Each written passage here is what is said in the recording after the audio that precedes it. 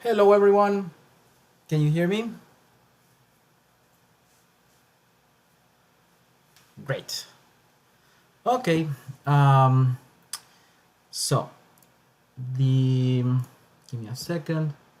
The document for today is already there. You're asking about the review session, so it will be on Monday, right?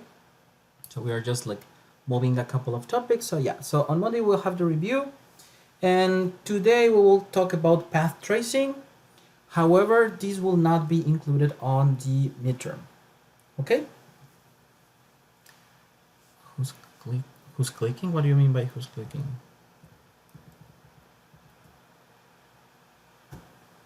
Okay.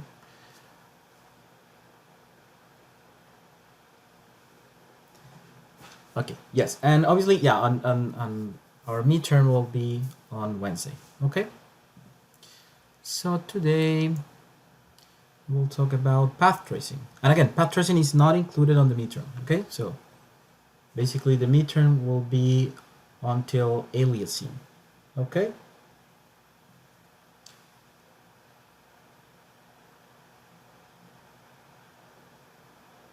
What?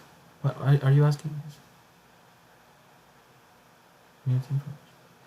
Okay, so you're talking about some clicking. I don't understand. Okay, sample exam. Well, we don't have a sample exam. You have we do have sample exams from previous courses, right? But remember, all those courses were not done online, so the format is different. So the format of the midterm two will be very similar to the midterm to our first midterm. So a lot of conceptual questions. Yeah, a couple of open questions. It will be basically very similar. It will be open book. Yes, it will still be open book. And what else? Yeah, basically, I would recommend. Please, of course, you need to get into the review, right? I will try to explain most of the stuff on the review, and I will also stay in the review as much as possible answering questions. So the review session will not be necessarily 1 hour. If you're still asking, I will still answering, no matter how much time we stay there. Okay, so it will be kind of like review slash open office hour, something like that. So yeah, so the review is obviously important. So what about like studying for the midterm? Basically, you did study from the lectures, from also the extra videos. So extra videos are also included. So yeah, basically the lecture material, extra videos, and in terms of practicing, you can practice with, I think it was our latest quiz, or at least our uh, three latest quizzes, the practice quizzes, the ones that we were asking about computing, uh, uh, computing the intersection between spheres, right? I think that was the quiz number 19. 19? I don't remember actually. What? What the quiz have? Exactly. Jake is answering. Yeah. So basically, the practice quizzes are basically good, and also the theory 3. Okay. So theory 3 is also something good to study, to check, in order to basically prepare for the midterm. Okay. Good. So that is for the midterm. Then I think we don't have any other announcement. No, I don't think so. Okay. No, it's not. Theory 3 solutions is not. No, we haven't released it. We will do very soon. Don't worry. Okay, good. So let's talk about path tracing. Okay, someone is asking, we will, okay, if we getting more time for midterm 2. No, we will still have the 60 minutes, but midterm 2 is a bit shorter. So I will make it a bit shorter. Yeah. So I don't want to have the same problem. Yeah, yeah, exactly. The first midterm was tight. It was on purpose tight, but yeah, maybe just a little bit more tight than I was expecting. And yeah, so this one is a bit shorter, right? Okay, good. So path tracing. So that is basically the learning goal for today.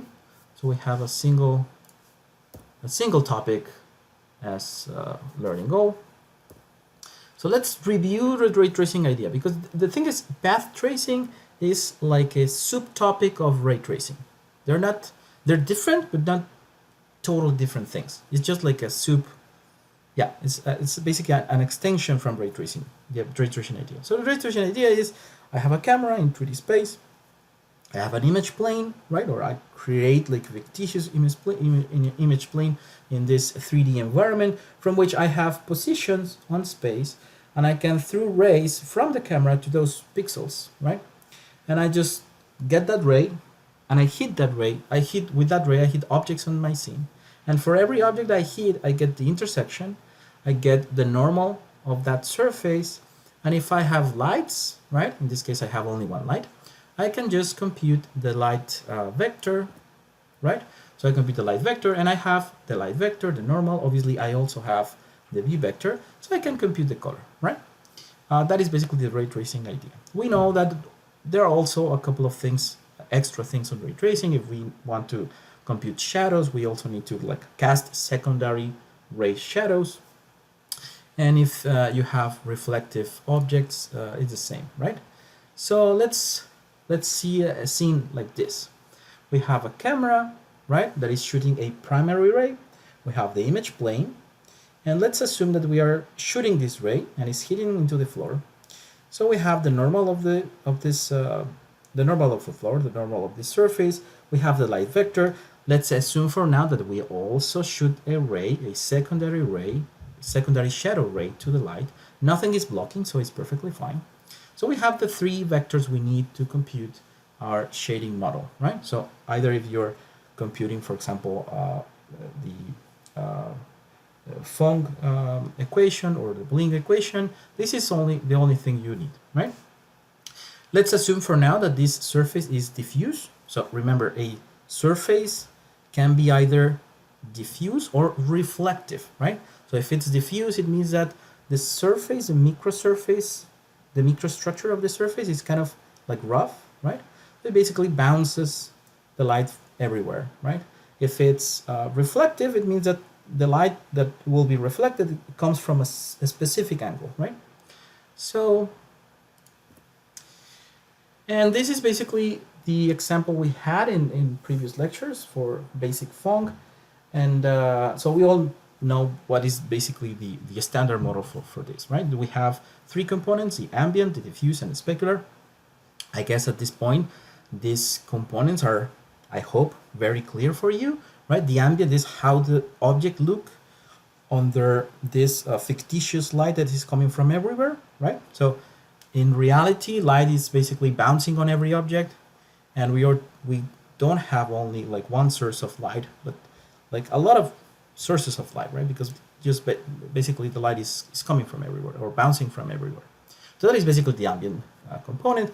The diffuse component is kind of like the real color from the object, and the way we compute its contribution is depending on the direction from the normal of the surface and the light vector, right? So if the light is basically hitting a surface exactly on the same direction of the normal, the number of photons or the number of light rays that will bounce, there will be more with respect to a specific area than if the light is basically hitting, as in this example, right? If the light is hitting almost orthogonal to the normal, the number of rays or the number of photons per square meter or square centimeter or whatever will be reduced, right? And this is just how the light is basically distributed on the surface. So this is basically our basic Phong stuff. And there's something important I want to tell you about this. So when I was showing you this image here, I was referring to this demo in particular that maybe you remember. Let me open the demo. Yes, so we were basically seeing this demo, right?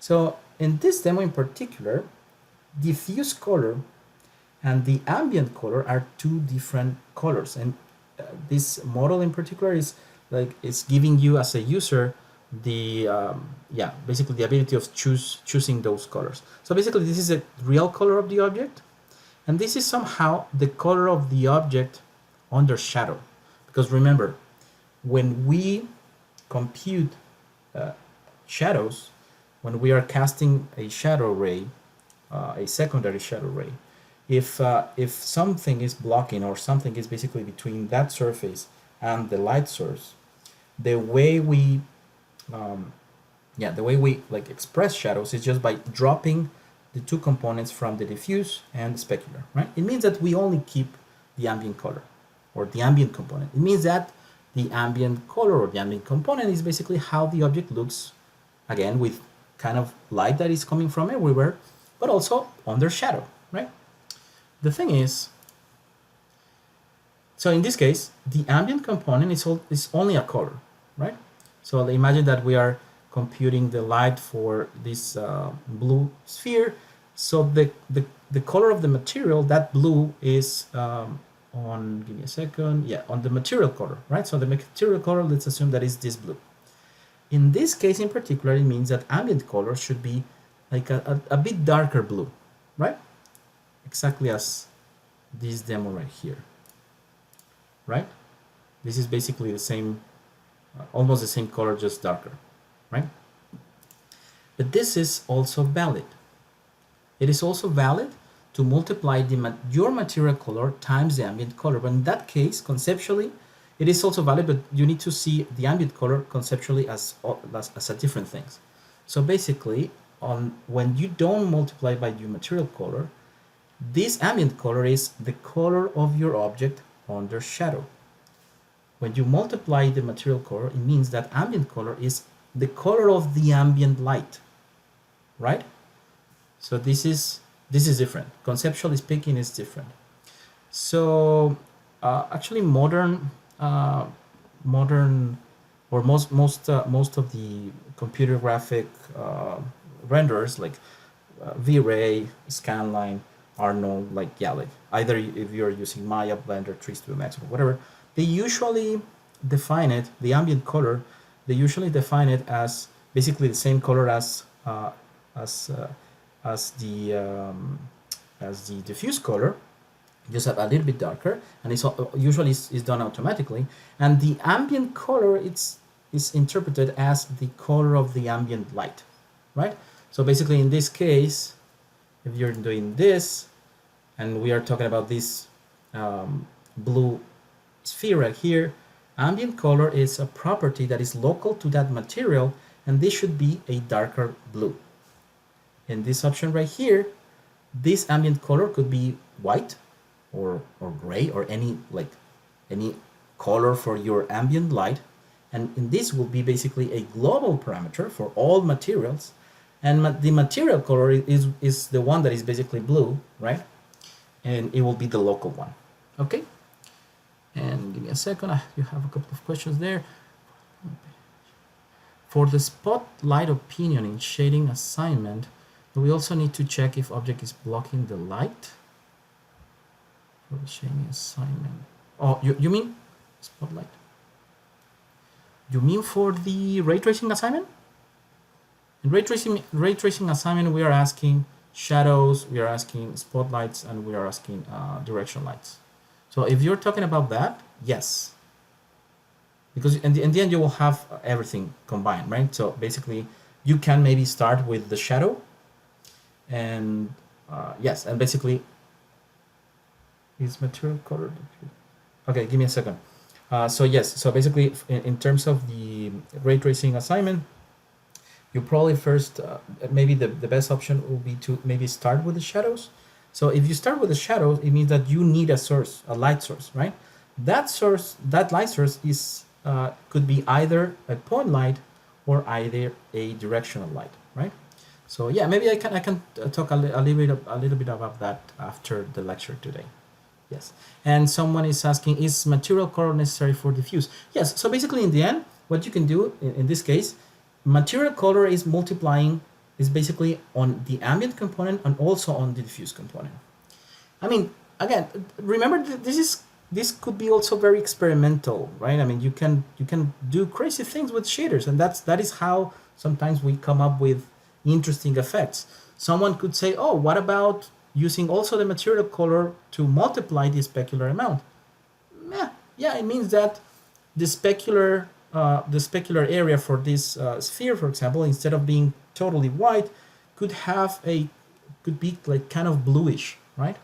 Yeah, if you want to do that, yeah, I mean, it's perfectly fine. But But again, this will be basically like the standard model, right? Good. So let's continue. So this was if the surface is diffuse, right? I have this information and I can compute, let's say, the Bling equation, and I compute the color depending on the light source and the view vector and everything else. Good. If that surface is reflective, it's a bit different, right? Because now it's not only the contribution of the color of this material, but also a possible contribution for something that is basically reflected, right? And if this surface is 100% reflective, it's exactly like a mirror, it means that the color of this point here will be exactly the color of this guy here, right? Of this one, right? So let's assume that the floor is totally white, and let's see, and this sphere is blue, and so you basically, sorry, it's not white, sorry.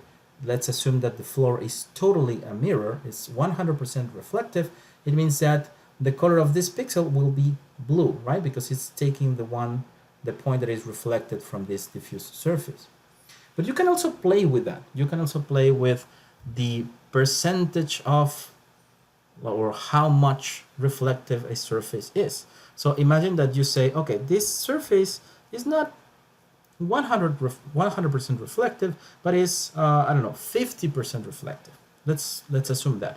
It means that this point right here will only contribute to half of your color, right? So in that case, for example, what you do is you basically take the color of your floor, then you cast the secondary reflection ray, and you take now the color of the second intersection, and you basically just blend those colors together. You just average the color, right? Because everyone is basically contributing with 50%, right? So you can also play with those numbers. So this is still the ray tracing idea. Now let's talk about the path tracing idea. So path tracing, the goal of path tracing is trying to simulate what really happens in real life. The thing is, in real life, light comes from everywhere. So the light is not only being contributed from the light source, right? But if you imagine a global illumination model, global illumination, it means that light is basically bouncing everywhere. So this guy will also contribute to this point right here, because you could imagine that light beams coming from this light source maybe are hitting the floor, bouncing in the floor, then going into this guy right here, to this sphere, and then bouncing on this sphere, and then coming into this object right here. And basically the same happens with every object. So the idea of path tracing, conceptually speaking, is that every object is a light source. You could, there were some people that they were trying to see this problem as like trying to compute how the light is actually behaving. So imagine if you need to compute that you throw rays from the light, and then you need to compute how those rays are basically bouncing on different objects, and then eventually, after bouncing many times, they will basically bounce into your camera. That is what happens in real life, right? In real life, light comes from, I don't know, the sun, for example. It bounces in many places, and then in the end, it's just bouncing onto our eyes, right? But that will be incredibly difficult to compute, and it will be incredibly expensive. So we are always doing this back tracing concept. Back tracing, it means that instead of sending rays from the light source, we are sending rays from the camera, right? Okay, so this idea, right, again, from path tracing is conceptually speaking, and say, okay, every object is a light source. It means that everyone is basically contributing to the color of this guy here. And let's review this thing. We already talked about this, I think, when we were, I think it was on our second lecture on shaders. The way the light is basically reflected or is bouncing on a surface depends on the microstructure of the surface. So if you have a very polished surface like this one, and imagine that basically this image is like we are seeing this image with a microscope, right? So imagine that we are seeing a microscopic image from a specific surface. If that surface is very polished, it means that the microstructure of that surface has microfacets that are all basically aligned, right? So basically they are going to reflect the light into the same angle, right?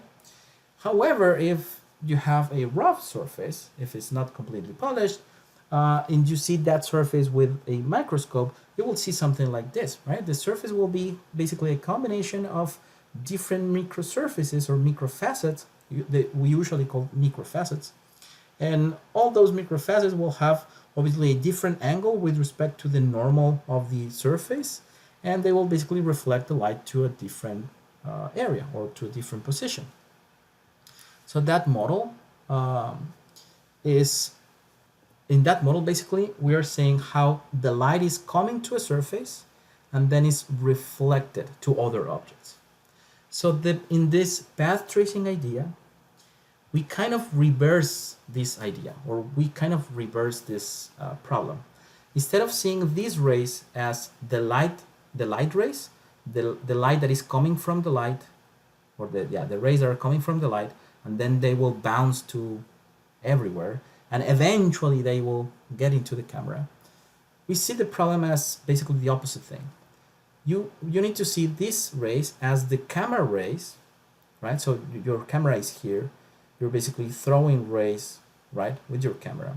And imagine that these are basically your reflection rays.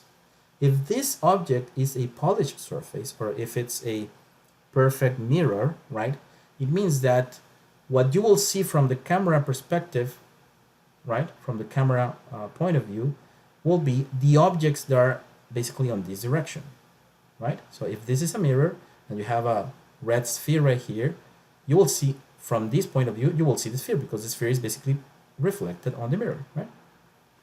However, in the rust surface, because the microstructure, right, microscopic structure of the surface is like different microfacets but in a different orientation, it means that for the same direction of the camera rays, some parts of the surface will bounce to this direction, other part will bounce to a different direction. So basically you will see the same reflection but kind of blurred, right? Because the light will kind of be scattered. So this is the basics of path tracing, conceptually speaking, right? Instead of, the concept is every object is a light source. There is light coming from everywhere. But instead of computing the light that is coming from everywhere, we are going to compute different reflection paths. Okay? Okay, and someone is asking, how is this different from Lambertian surfaces? It's not, well, it's not different. The thing is, in the end, we want to mimic the behavior of Lambertian surfaces. I think this question is a very good question. I think this question will be answered in a couple of slides. Yeah, give me a second. Okay, so let's see again this in a very microscopic level.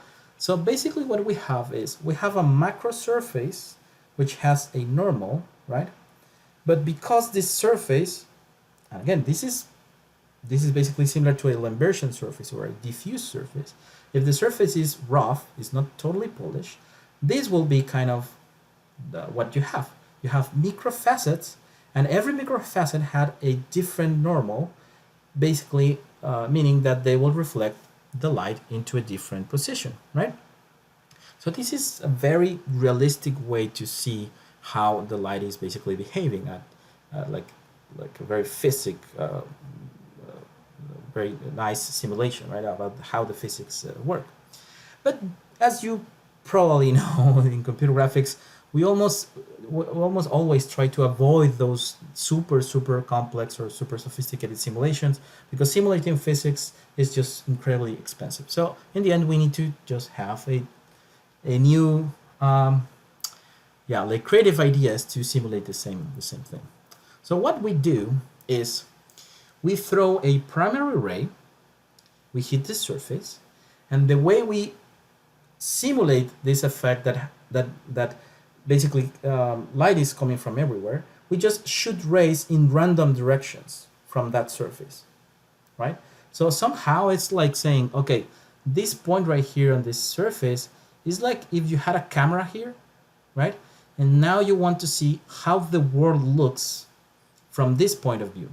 Because if in the end every object on the scene, right, the entire scene is contributing to the color of this guy here, right? Because every object is a light source and light is basically coming from everywhere. It's kind of like, right? It's kind of like saying, okay, what is the point of view or how the world looks from here? So the idea in path tracing is that we hit this surface here and then we shoot a bunch of rays. You will see the amount of rays will depend or will determine the quality of your render, right? But let's assume that is n number of random direction rays, secondary rays, and basically you're getting the color of all these surfaces, the color of this guys here, the color of the sky, the color, obviously the contribution from the light and everything, and you basically just average those samples. We call them samples. So every new ray that you shoot from those random points, you're basically getting a sample of the entire scene. You just average everything. So, and if we go a bit more realistic, right, a bit more into the real physics of this thing, again, imagine that this is the microsurface or the microstructure of your material. What will also happen is that depending on the angle of incidence of your light, is there also something, some things are happening at this microstructure. So, for example, you can have some microfacets like this one. They're basically, they need to reflect the light in a certain direction, but they're probably blocked from other parts of this microstructure, right? Or there are some parts of this microstructure that can be casting shadows on these areas, right? So imagine that you have the light source that is coming in this direction. Well, that light will be reflected in this microfacet, but it will not be reflected on this one because it's basically under shadow. And again, this is a microscopic level. So how do you account for this, right? Instead of just simulating this in a super complex way. So what you do is basically you decrease the energy of these bounce rays depending on the angle they have with respect to the normal of the surface. So before, every ray had basically the same size, and here by scaling the size of the rays, what I'm trying to explain here in this image here is that the contribution of these rays or the energy of these rays will basically decrease depending on, again, the angle of those random rays with respect to the normal of the surface. And remember here, when we talk about contribution, it's just how much that color is taken into account in your average things, right? So for example, you can say that, I don't know, that if those random rays, its dot product with the normal is basically 1, it means that it's almost in the same direction. You can have a way more contribution, right? A higher contribution of the color. In this case will be the sky, right? In this direction, maybe we'll get the sky, and maybe the sky is blue. So that blue color from the sky will contribute more than the color of maybe the color that is getting this ray right here, right? Because this ray right here, it has less energy, right? So you maybe throw this ray, and let's assume that it's touching a red object right here. Well, that ray needs to contribute less depending on depending on the angle between that ray and the normal. So for example, you can use the dot product between those bound rays with the normal you can use it as a weight, for example, and you can multiply the dot product times the color you're getting, and this will basically reduce how much they are contributing. Okay, so somebody's asking, how is this? Oh, would this be more expensive with objects with more triangles versus object with less triangles, since the surface will be more defined? Yes. Well, in general, that is also a very good question. That is also happening with any other ray tracing, any other ray tracing technology. So either, yeah. So basically, for path tracing and ray tracing, increasing the number of triangles will always increase the number. Yeah, it will increase the time you get. Yes, but the thing is, what makes the path tracing super expensive is that instead of just shooting a single ray, so again, imagine that this is a diffuse, surface, a non-reflective surface. In ray trace, we will shoot a single primary ray and a secondary ray for the light, just to see if this guy is under shadow, and that's it. We compute the color and that's it. We have, yeah, right? We don't need to compute anything else. However, in path tracing, we get this primary ray. We need to still, right, throw the secondary ray to the light to see if it's under shadow, but we also need to create maybe hundreds of or thousands of new rays that are coming everywhere. And also, something that is important is that path tracing is usually, the way we usually implement it, is as a recursive algorithm. So you throw this ray, for example, and this goes into this direction, and then it hits this sphere right here. And then from this sphere, you basically do the same. You now cast maybe hundreds of rays from this direction to everywhere, because how do you determine the color of this sphere? This sphere is green, of course, but you basically use the same idea. Every object on the scene is a light source that is basically contributed to the color of this guy, right?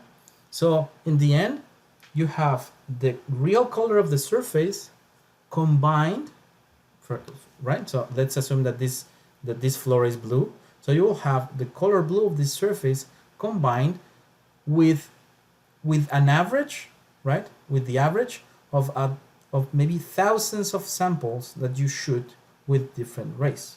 Okay? So it's incredibly expensive. Path tracing is very expensive. Questions? Yes. Give me a second. Yes.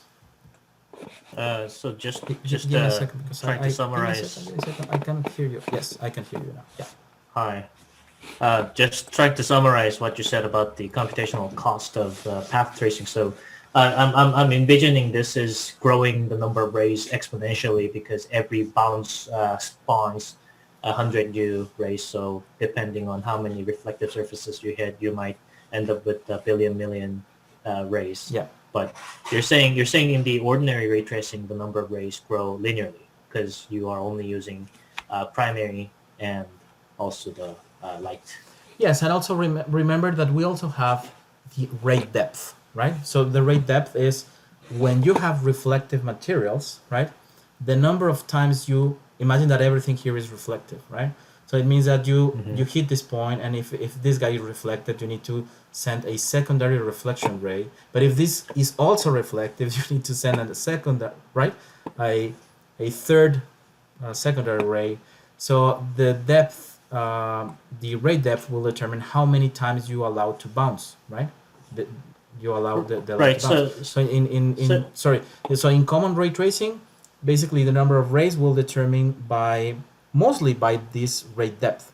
In path tracing, we also have the same idea also of ray depth. So you can also define, because you can still have reflective surfaces in path tracing, and it will be the same. They need to reflect and scatter, right, with a lot of random vectors, and then those guys will also have the same thing. They will also need to scatter and reflect and scatter and reflect. So you also need to determine. But yeah, that is exactly how. Right. So the same kind of pruning or suppression techniques apply. Yes. From the ray tracing. Yes. So my impression is that ray tracing is just a special case of path tracing with limited number of rays spawned at each collision point.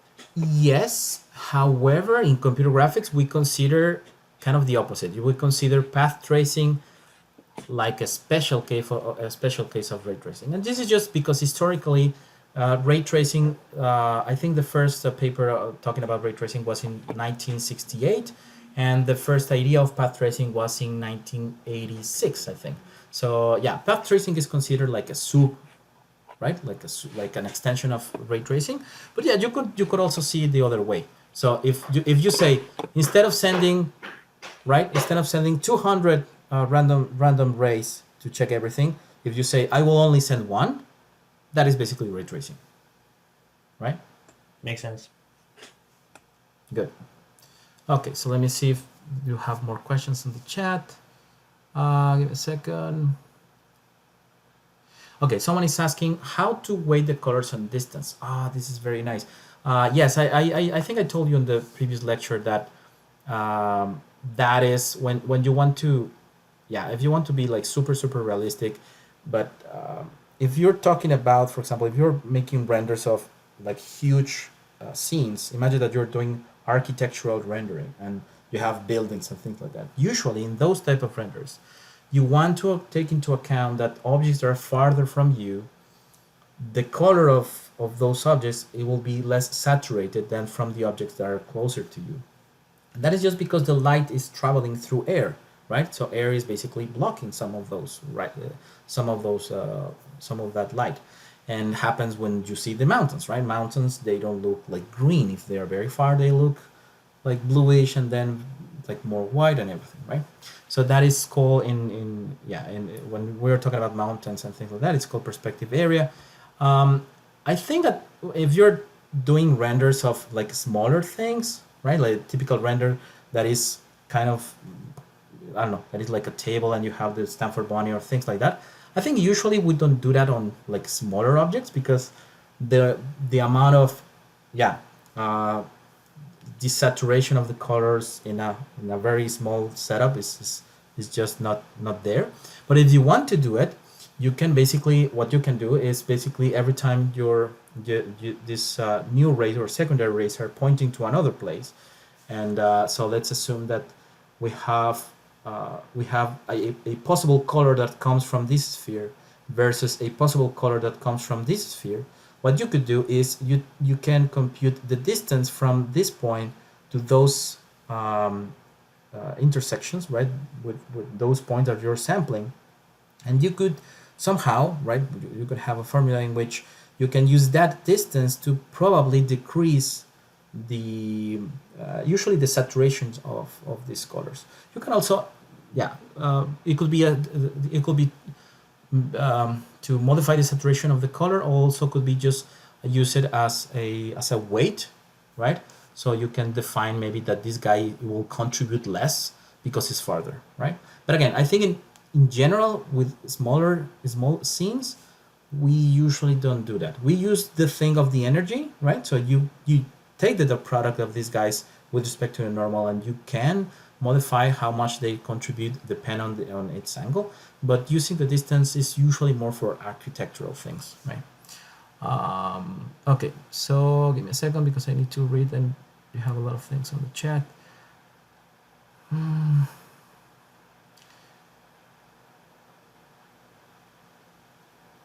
Okay. Yeah, someone is saying that path tracing will look more realistic. Yes, and you will see some examples. Okay, consider the angle of bounce normal.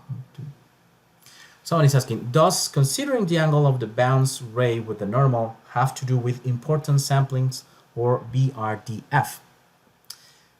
Both, actually. It's a very good question, Lucy. Yes. So basically, remember the BRDF, this bidirectional radiance diffuse function. Yeah, I don't remember exactly the wording of that, but yeah, I will explain that exactly on the next slides. Yes, but it is related. Okay, so now let's talking about what happens in this idea, in this path tracing idea. What happens with materials that are actually polished, right? With materials that are actually reflective. So in ray tracing idea, we will get into this surface, we will compute the reflection vector, and now we need to basically cast a new ray to get what is basically reflected. But if we are talking about path tracing, and path tracing has this idea that instead of getting the light from a single angle, but from different angles, because the microstructure of the surface is basically bouncing everywhere. What we have is that those secondary bounce ray will have just a higher probability, right, closer to the reflection vector. So if this is a reflective material, instead of sending rays to literally everywhere in an imaginary dome, right, in this surface, instead of doing that, we do basically the same idea. We also cast like random rays, but they need to kind of like, they need to be like clustered, right, in a specific, in a very specific direction. And that is kind of related what Lucy was asking, like what is related with importance sampling or BRDF. So basically kind of both, because what we are talking about here is that you can have a function that determines the probability, right, for those rays, how the probability of those rays to basically be close to the reflection vector, right? So this will be basically the idea of that. So imagine that you have a super reflective material like a mirror object. So the light is coming from this direction, and this will be basically the light that is reflected. And again, I mean, in this image, I didn't make these images. I usually use my own images for my lectures, but I'm using images from Google Filament. I will talk about Filament in a couple of minutes. But remember, conceptually speaking, the path tracing idea is, instead of this being the light coming from the light source, is kind of the rays that are coming from the camera, right? So this is the ray that is coming from the camera, and this is basically the reflection vector. So if this is a perfect mirror, this is what you will get. If it's not a perfect mirror, right, like this, if it starts to be a bit rough, right, the surface is not exactly polished, what you will have is you will have different, right, a number of random rays that are shooting in almost in the same direction of the reflection vector, but basically this will start to increase. So this shape right here is the graphical interpretation of the BRDF. But also you can consider it as like, what are the most important rays, right? Sampling this surface in particular, what are the most important rays from those random positions? Well, the ones that are closer to the reflection vector, right? So, and if you keep simulating surfaces that are rougher and rougher, right, I mean, not polished, exactly the opposite will be this. So this, for example, this surface is something very close to a diffuse material, so you will have something like this. You will have just a bunch of rays that are distributed, right, randomly, almost along the same direction. I mean, in this case, almost along the same direction of the reflection vector. In this case, just a bit less than that. And so the other way to say is that we should random rays along a specular lobe. So the specular lobe is this, basically this shape right here. That in computer graphics we call it a specular lobe, or also a specular cone. So you can imagine, yeah, you can imagine this as a cone, right? So if you had a perfect diffuse surface in which you throw rays basically in every direction possible, that cone, the angle of that cone will have basically 180 degrees. In cases like this, is not exactly a total diffuse surface, right? Because it's kind of a bit reflective. It means that the cone has just a smaller angle, right? So yeah, obviously this looks more realistic. And if you look closely, if you take an object in your room, for example, and if you take, I don't know, maybe a piece of plastic that looks a bit rough, but if you look closer, you will see that you can see, for example, I don't know, if you have a lamp with I don't know, with a specific shape, you will see that you kind of see kind of the shape of that lamp in your object, but just like blurry, like blurred, right?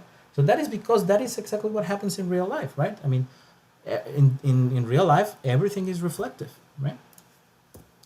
Okay, so basically, if we come back to the standard model, so we have the ambient component, the diffuse component, that it will be basically this rays right here, and the specular component. So the specular component will be now, instead of being only from one single reflection direction, it will have basically a bunch of different samples, right, coming from different or going to different directions, and how much they scatter will be determined by how rough is your surface, or how how rough is your surface basically. FR and FD is basically FR is reflection, right, and FD is diffuse. So, or in other words, specular component or diffuse component. Again, these images are from the documentation of filament. I will talk about filament in a couple of minutes. But, or yeah, I can show you actually. Filament is a give me a second. I think it's here. Give me a second. Filament is a project from Google that is super nice. I mean, I get excited for everything, right? But yeah, but it is super nice. I think it was released in 2018, so it's very recent. So basically, Filament is it's an open source renderer, a physically based renderer that is created for Android developers. So this is basically the webpage. You can go there, and yeah, it has superb quality. You can do amazing stuff, and it's open source. And yeah, basically I'm using a couple of images from their documentation. Yeah, so much math. Yes, of course. Yeah, but the thing is, for example, if you want to know more about how the light behaves, there's a beautiful book called Physically Based Rendering from, I think the author is Math Par. He's professor at Stanford University. That book won an Oscar, right? A technical achievement Oscar. I think it's the only book that has won an Oscar achievement award. Yeah, because basically, yeah, it has contributed a lot to the development of renderers or render engines. So yeah, if you want to go like super deep on that topic, the way the light is basically behaving in real life is a super complex area, and but remember, the nicest algorithms in computer graphics are the ones that are basically mimicking what the reality is, what happens in reality, but just with less computation, right? So, or just less math, right? Or more creative math. Okay, so let's see a comparison, very quick comparison. So this is basically the same scene. This is what you could see if you're doing rastering rendering. So rastering rendering is real-time rendering. Remember, there is no ray tracing here. This is exactly as the rendering pipeline. Everything is triangles that are projected, all these matrices and everything. Triangles are projected into the screen and rasterized and blah blah blah, right? You can obviously have foam and bling materials, but there are some certain things that don't happen in rasterizing, right? So you never have light bouncing on objects. You don't have real reflections, right? We talk about that already. You can simulate reflections using texture maps, right? And in modern days, you can actually have ray tracing in real time. What NVIDIA is doing is amazing, but that is a different thing, right? I mean, it is happening in real time, but that is not rasterizing, right? So rasterizing rendering is basically what we already talked about it. What is not ray tracing, right? This is an example of ray tracing. You can see that the shadows are ray traced. They're obviously very sharp, very geometrically, very accurate, right? But they don't look as good, right? I mean, in real life, having this type of shadows is kind of weird. And you can have refraction, right? So this sphere right here is kind of transparent, but it's refracting the rays because we are using ray tracing. So it's, as you can see, is refracting the bunny, so you can see the floor and the bunny, and the bunny is also reflecting the floor, right? And you can see on the nose of the bunny, you can see different versions of the teapot because it's basically reflected. But this is ray tracing. It's obviously limited. This image is path tracing. It's way more realistic, and we get a lot more stuff, right? And it's way more realistic. We have obviously reflections, and the light is bouncing everywhere and everything. Yeah, it just looks better, right? And someone is asking, is there anything after path tracing? Very good question. Yes, we will keep talking about these topics, obviously, right? And I will teach you a couple of things. I think but path tracing is very popular right now because path tracing is one of the most easiest way to create like super amazing images. What is, I think, maybe the future of rendering? Maybe I'm wrong, but I think what is, maybe the future of rendering is something called differential rendering. So differential rendering is going to another area that is basically deep learning. So it's not a different way to compute light. It's more like training neural networks to to basically mimic the result of a super good path tracer, right? And but maybe we probably will talk about that later. Okay, and in terms of quality, I guess you already assumed this. The number of secondary rays you shoot is basically determining the quality of your render, right? So in this case, for example, I was only shooting 5 secondary rays. This is per pixel. So basically per every pixel, every camera ray, I'm only shooting 5 secondary rays. So it's exactly as we said, those rays are coming right to different directions depending on the type of material I'm using. They are getting the colors of those sections, are basically averaging everything. But this is what you get, right? You have just a lot of noise. This effect is called noise. This is what we were seeing in 1986 when people got the idea of path tracing. And at that time it was, it kind of looked cool, but it will be incredibly expensive, right?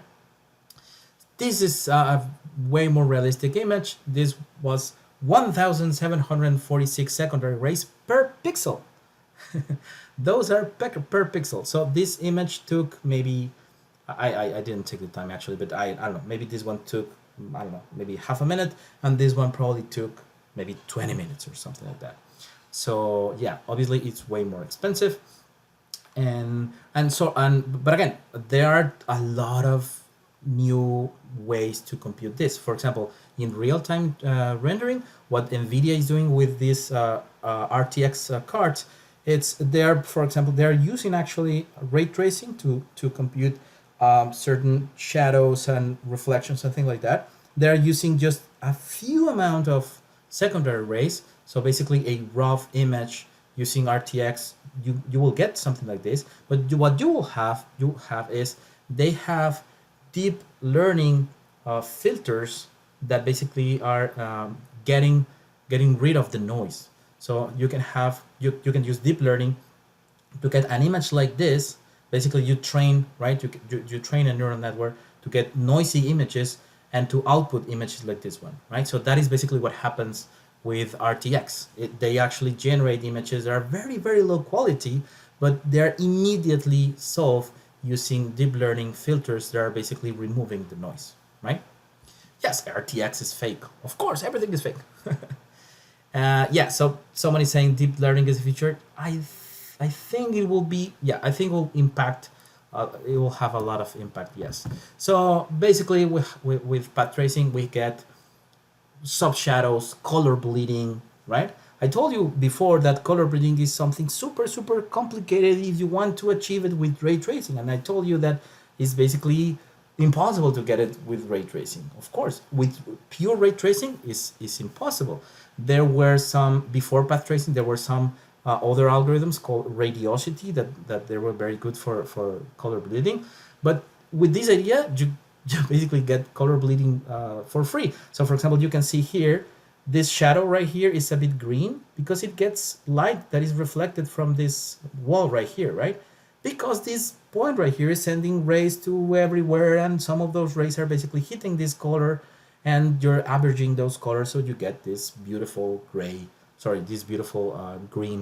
bleeding, right? So you have glossy reflections, color bleeding, And the thing is, conceptually speaking, there's no more fog or bling, right? Because everything is reflective, right? So fog or bling, those algorithms are made to mimic the way light is reflected, right? But in this case, we are kind of sampling how the light is actually reflected. So everything is reflected. Okay. So yes, final question. I think we have maybe time for one question because it's time already.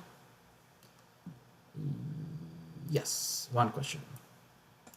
Hey, so we didn't discuss much about the role of shadows in path tracing. So do we do exactly the same thing as ray tracing? So we ray trace the shadow from light source and just determine the brightness value. Yes. Yeah. Yes, I will talk about that obviously after the midterm because I need to tell you how the soft shadows are computed on ray tracing. But yeah, uh, the concept of computing shadows remains the same. You need to shoot rays to your light source, seeing if everything is blocking you, and if nothing is blocking you, right? If something is blocking you, you're basically under shadow.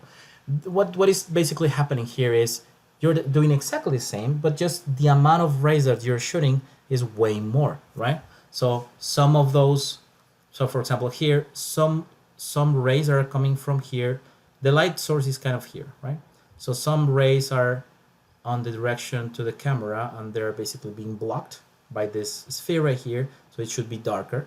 But some other rays are basically going into the direction of the wall, so the color of the wall is contributing to those areas. So that's why this area in particular is not as dark as this one, because it's getting light bounced from this wall, right?